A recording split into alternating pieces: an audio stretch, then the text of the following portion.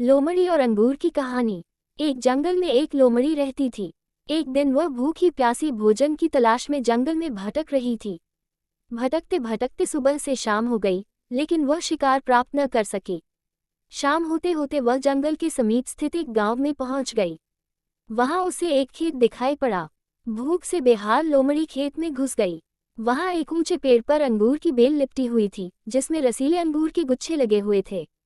अंगूर देखते ही लोमड़ी के मुंह से लार टपकने लगी। वह उन रस भरे अंगूरों को खाकर तृप्त हो जाना चाहती थी।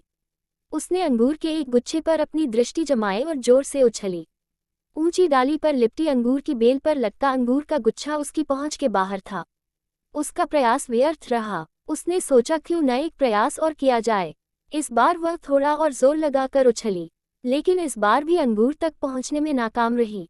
कुछ देर तक वह उछल उछल कर अंगूर तक पहुंचने का प्रयास करती रही, लेकिन दिन भर की जंगल में भटकी थकी हुई भूखी प्यासी लोमड़ी आखिर कितना प्रयास करती।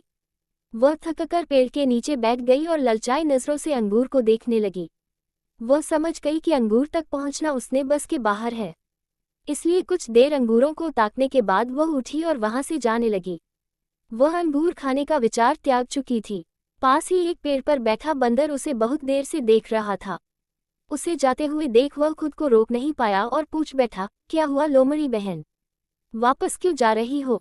अंगूर नहीं खाओगी? लोमड़ी रुकी और बंदर को देखकर फीकी मुस्कान से साथ बोली, नहीं बंदर भाई, मैं ऐसे अंगूर नहीं खाती, ये तो खट्टे हैं। सीख मॉरल ऑफ द स्टोरी, दूसरों पर दोष मढ़ने से जीवन में कुछ हासिल नहीं होता।